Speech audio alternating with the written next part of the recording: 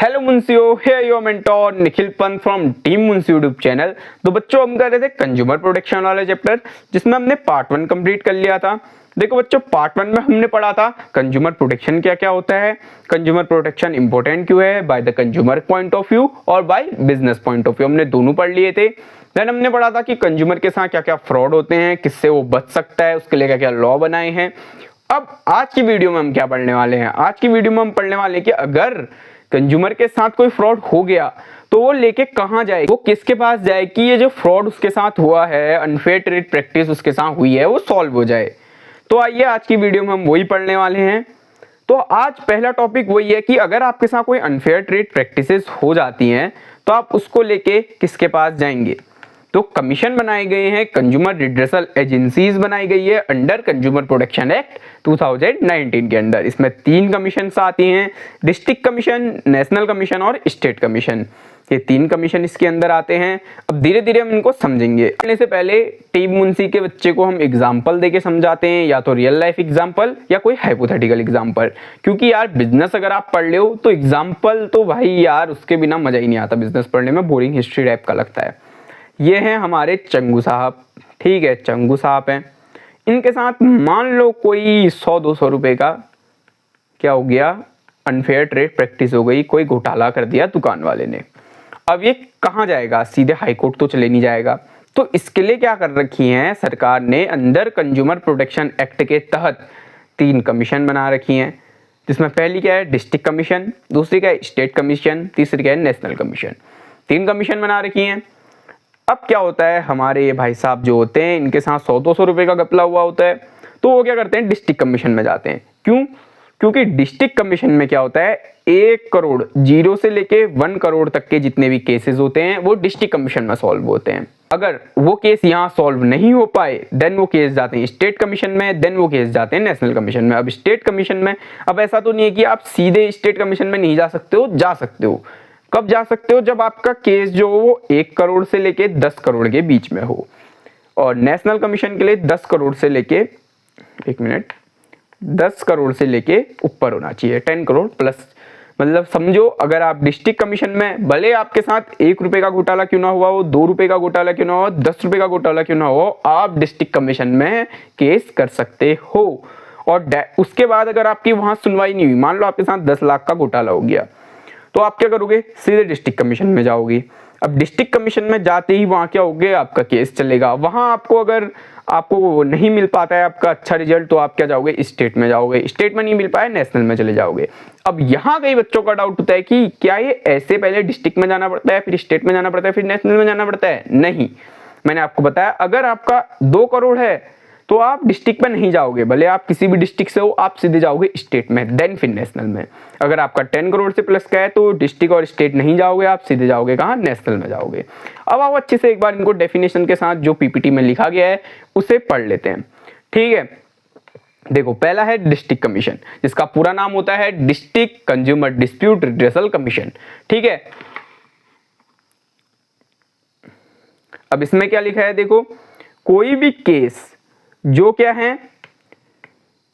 1 करोड़ तक के हैं, अप टू 1 करोड़, कोई भी अगर केस है जो 1 करोड़ तक का है वो क्या होता है डिस्ट्रिक्ट कमीशन के अंदर देखा जाता है। अब डिस्ट्रिक्ट कमीशन के अंदर देखता कौन है, यहाँ पे देखो, यहाँ पे लिखा है 1 प्रेसिडेंट, एक प्रेसिडेंट होता है उसके अंदर और 2 मेंबर होते हैं। अब वो 2 मेंबर में से एक वुमेन होनी बहुत ही अनिवार्य है, एक वुमेन होनी अनिवार्य है। और जो प्रेसिडेंट होता है वो कौन होता है, वो क्वालिफाइड जज होता है, कहाँ का, डिस्ट्रिक्ट जज का, डिस्ट्रिक्ट कोर्ट का एक क्वालिफाइड जज होना चाहिए जो इसका प्रेसिडेंट होना चाहिए।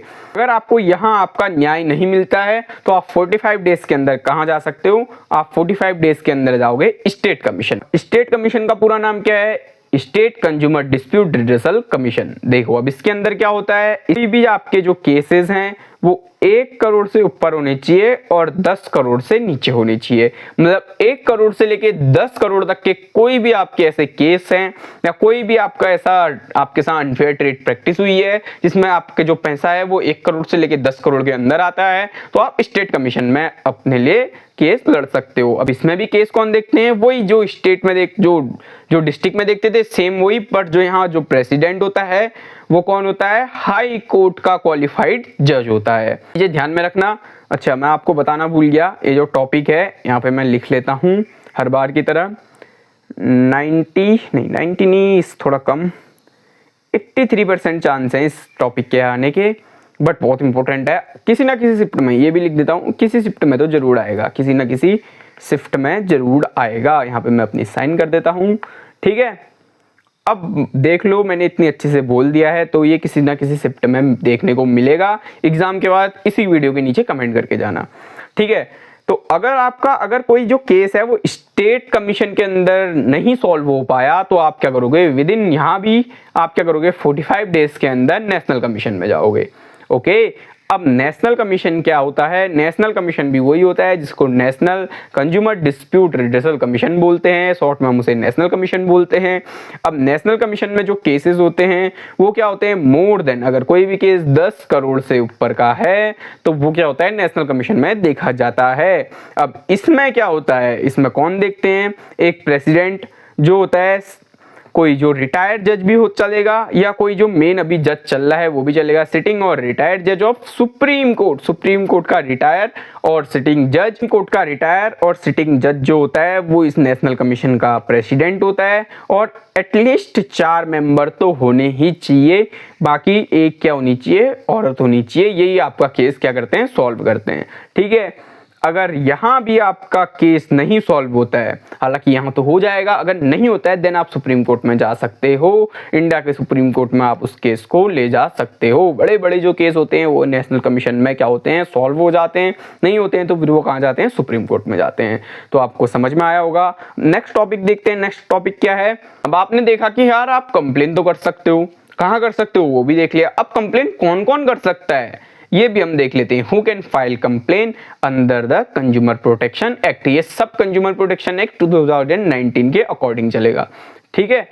पहला, हिमसेल्फ, जो कंज्यूमर है वो खुद, कंज्यूमर हिमसेल्फ ही जो उसके साथ गलत हुआ है उसके अगेंस्ट वो क्या कर सकता है? कंप्लेन कर सकता है। कोई भी उसके साथ गुड्स एंड सर्विसेज के अंदर गलत अनफेयर ट्रेड प्रैक्टिस हुई है या उसके साथ कोई फ्रॉड हुआ है। देखो यहाँ पे एग्जाम्पल के साथ भी मैंने एग्जाम्पल भी डाल रखा है, यहाँ पे देख लेते हैं एग्जाम्पल क्या है।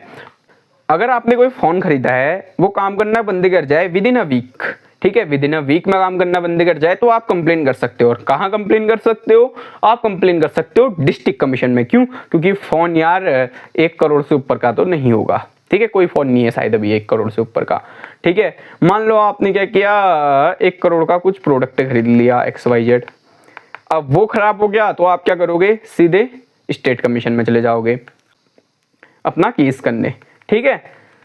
तो पहला क्या है? कंज्यूमर तो खुद कर सकता है या कंज्यूमर के बिहाफ में भी कर सकते हैं। कोई भी कंज्यूमर एसोसिएशन, कोई भी NGO जो कंज्यूमर को अवेयर करने में काम आती है, ठीक है। बहुत सारे कंज्यूमर मिलके, अगर कोई सोसाइटी मिलके काम करना चाहती है, मान लो ये आपकी सोसाइटी है, ठीक है, इसके बाहर एक दुकानदार है जो आपके साथ बहुत टाइम से फ्रॉड कर रहा है, तो पूरी सोसाइटी ने मिलके इसके ऊपर केस ठोक दिया, तो ऐसा भी होता है, ठीक है।